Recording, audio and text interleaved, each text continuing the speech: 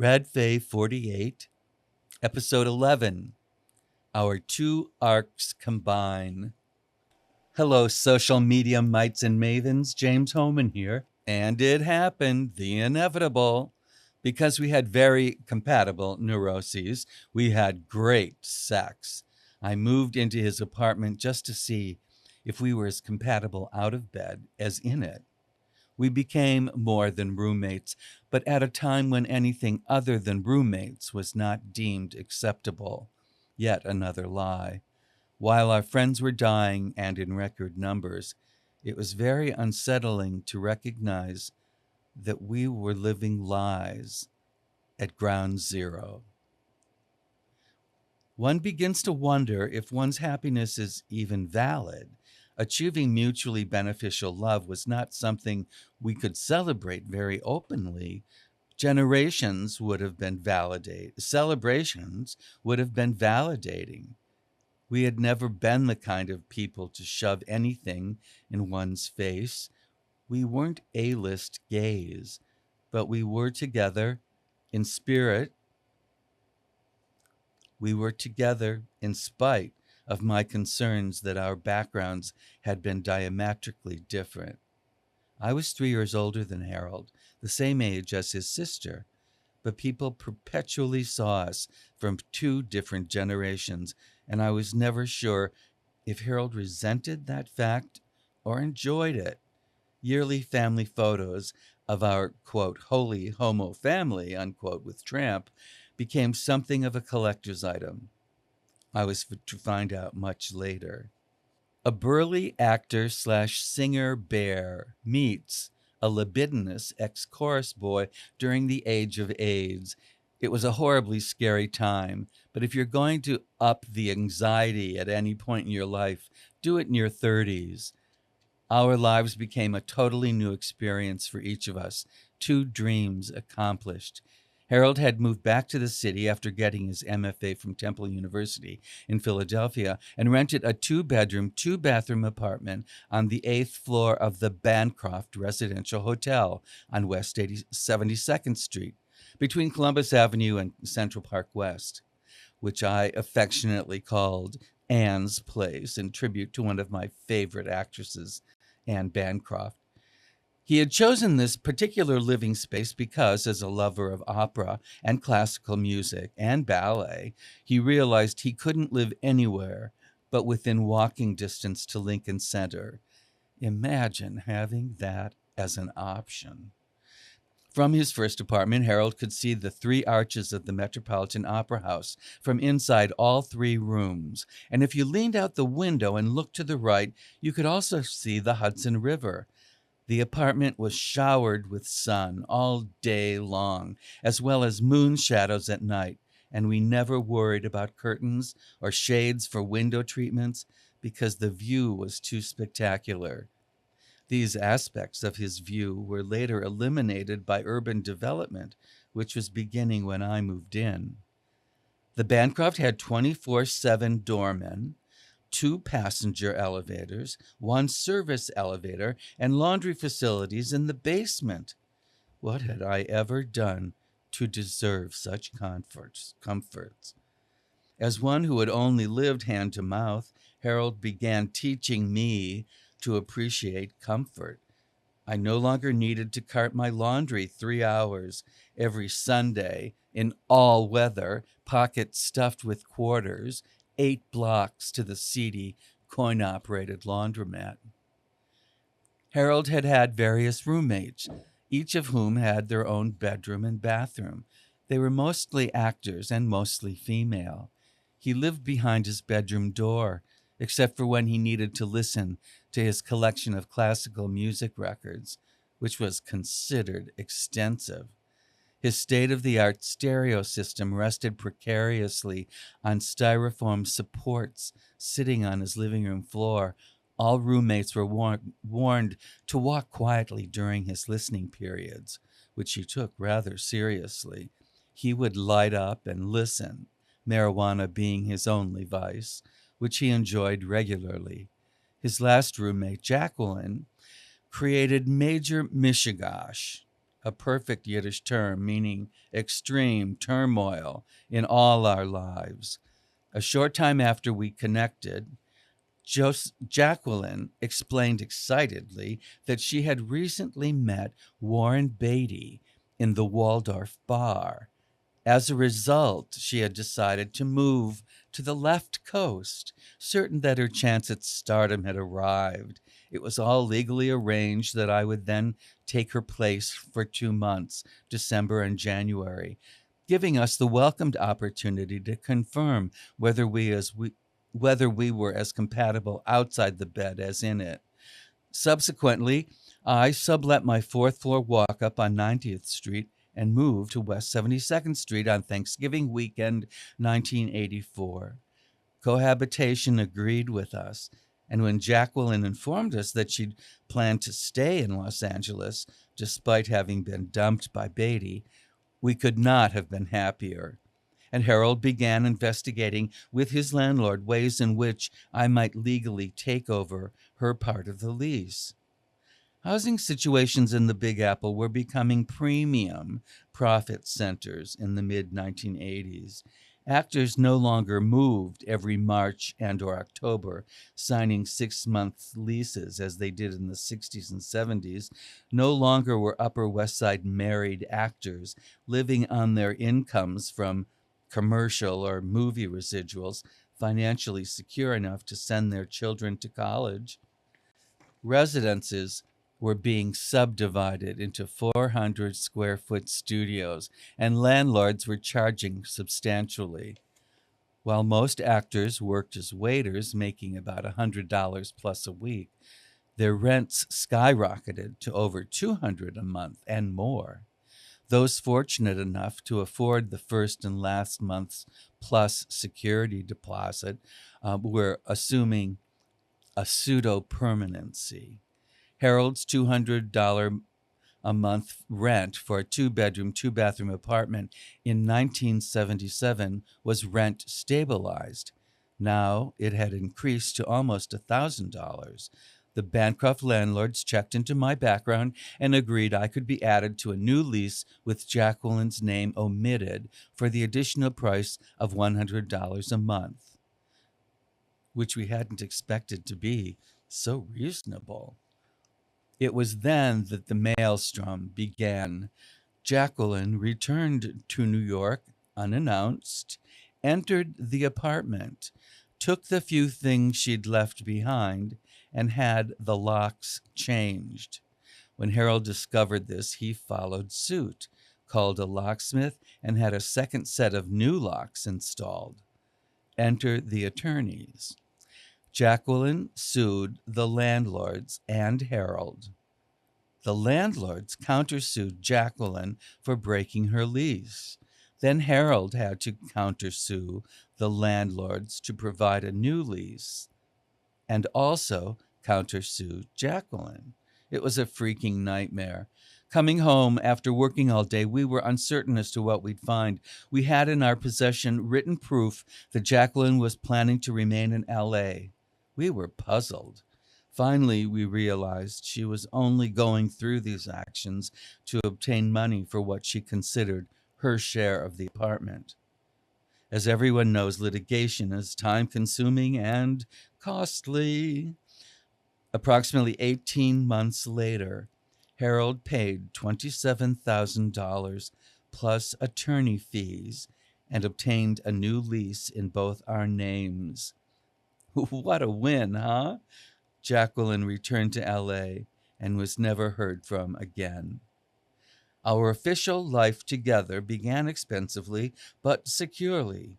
We shared well. I was Harold's first long-term relationship, other than the platonic relationships he'd had with his mother and sister. From his perspective, every aspect of our relationship was to be shared 50-50. Well, being a Taurus, I began making this apartment a nest in which we could enjoy ourselves as well as our friends. With his approval, I reopened the second bedroom and bathroom for guests and built bookcases and shelving in it, creating a library/den to house his hundreds of records and even more books. I moved his stereo off the floor and onto a level that made it accessible from a standing position. I created a dining area with an Ames pedestal table that I had rolled home from Lincoln Center, where it was about to be discarded. I reorganized his walk in closet, discovering a window at the end of it and creating a small dressing area. Finally, I completely rearranged his bedroom for the enjoyment of two rather than one. With one exception, I never succeeded in convincing him to the with the one exception was I never succeeded in convincing him to move the television from the bedroom.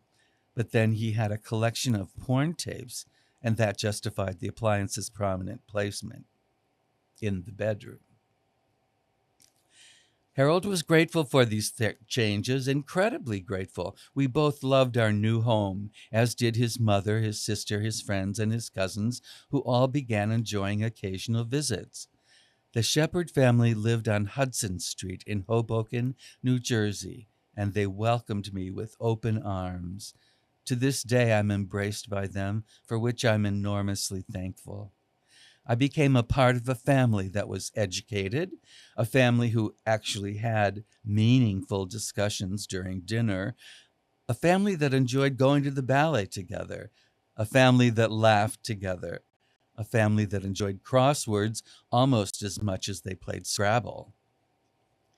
Aunt Gert and Uncle Jules were in their late 90s, childless, and the wealthiest and eldest members of this large, loving clan. Gert and Jules lived one block off Fifth Avenue, above East 8th Street. Uncle Jules had made his fortune in the import-export trade. They had traveled extensively and were generous throughout their married life. This sweet couple lovingly respected Harold and me and had an extraordinary history, including extensive international travel. Married for 71 years, they had wonderful stories they willingly shared. Harold's younger cousins began having babies like bunnies. There always seemed to be news of the next generation. A multi-generational family experience is particularly rare for those of us who may have moved to New York from other geographical locations. Imagine, I seem to fit. Harold's family celebrated all holidays together, the likes of which I'd never seen. From Hanukkah to Halloween, in fact, October 30th became the most major celebration in our lives, making the Greenwich Village Halloween Parade a family tradition. Early on in our relationship, Harold had declared that he hadn't married a goy boy for nothing and insisted on a yearly Christmas tree, for which he always decided a theme. Every year, our holiday picture was taken by a dear friend, Uncle Mickey, and it became a joyful confirmation of the past 12 months that we had enjoyed beyond either of our wildest imaginations. When it finally became possible, Harold and I became domestic partners on July 30th, 1993, in Manhattan's District Courthouse. Alan Shepherd and Judy Harney, our dearest neighbor, were our witnesses. We mailed announcements and were deluged with gifts, most unexpectedly. I didn't feel lost anymore. I was sharing life with my dear Mr. Bear, who kept me warm during our nights and lovingly challenged me intellectually during our days. We maintained separate finances and shared responsibilities. Of course, there were arguments. I once cut up all his father's silk ties with the intention of making patchwork pillows for him as a keepsake. While Harold rarely wore ties, he was not thrilled, to say the least. I changed jobs 4 times while we were living together, which Harold never understood. His father's death in 1975 had ensured he'd never had to worry about increasing his income. My own personal trustafarian. to which he never admitted being. Imagine. When I showed him that I'd tripled my paycheck by making these job changes, he got it. Perfection being an unattainable goal, we both felt that if our relationship wasn't ideal, it was the next best thing. He once shared with me that individuals in his therapy group had told him they frequently compared their experiences to our relationship. Well, it was quite a surprise to find out we had become a litmus test for others, and that his therapist approved. Every actor in the city has a therapist, and if they don't, they should. Sex was definitely the mainstay of our relationship. It was not only physical in attraction, but almost metaphysical. The number of days we did not have sex before his illness would not have totaled 1 week in all our years together. Additionally, our mutual insistence on clear, concise conversation, whether we were in bed or out of it, was also significant. A major aspect of any successful relationship, I have come to realize, is having compatible neuroses. Although 3 years older, I was the yuppie son. Harold was the hirsute daddy. Our neuroses were totally in sync. We were happier than we'd ever been before, at least since my theater career ended. And I wanted to believe that Harold was happier too. Yes, we were actors, and although there was a great deal of promiscuity running rampant within our profession, we were different. Both of us could actually confirm the number of our respective liaisons. Neither of us had ever been a part of the all-night circuit parties or summers on Fire Island during the 70s and 80s. There was no time to live an A-list gay life. Mr. Bear was an opera queen, a bookwormish gay man with flat feet. I had been living hand to mouth from 3 days following high school graduation and was now an ex-chorus boy with a lively libido, struggling to pay bills. We both worked at least one job while concentrating on our theater careers, auditions, classes, etc., etc. At the time Harold and I met, in the mid-1980s, GRID had become AIDS, but the details of this pandemic remained extraordinarily vague. Our primary care physician, who also happened to be a gay man with an office in Greenwich Village, initially advised all his patients to not get tested. The procedures then could not guarantee confidentiality, and our subculture seriously worried that actions could or would be taken against those who were found to be HIV positive. Within a few years, those procedures were improved and confidentiality could be confirmed. It was then that we were both tested. Waiting the 2 weeks to receive our results proved to be unbelievably nerve-wracking. As our PCP reminded us, it only takes one partner to become infected with the virus. Can we talk spilkas? Another perfect Yiddish term meaning nervous energy, anxiety, restlessness, literally on pins. Shaking like feathers in the wind, we accompanied each other to the clinic where our results were disclosed. We held hands as our doctor gave us the news. Much to our mutual astonishment, I tested negative. I, who had had a much more checkered past than dear Harold. This was a veritable miracle. When we first got our dog named Tramp, many of Harold's dearest friends asked if he'd name the dog after me. While Harold also tested negative, we were not exactly out of the woods. Our physician asked, "When did you have syphilis, Harold?" Syphilis? Seriously? Syphilis?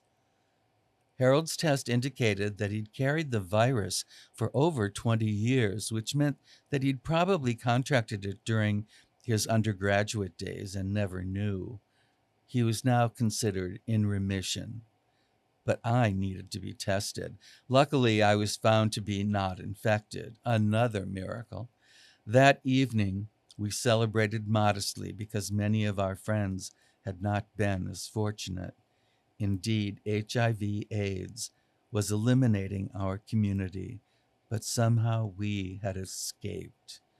While most adult relationships are full of surprises, how many were overseen by medical gods and goddesses? We shared considerable good fortune, for which we were eternally grateful. And that concludes this podcast. Please check in next week for episode 12, The Tramp Trio. Having happily combined, I thought our next step would be to get another love source, a puppy. Thanks to Harold's therapist, who had a contact at a rescue facility on Long Island, we were united with Tramp, a Briard Wheaton Terrier combination. Tramp looked smaller outside the rescue facility. When we got him to our apartment, he promptly jumped over the sofa, which we interpreted as his expression of joy. Indeed, Tramp introduced joy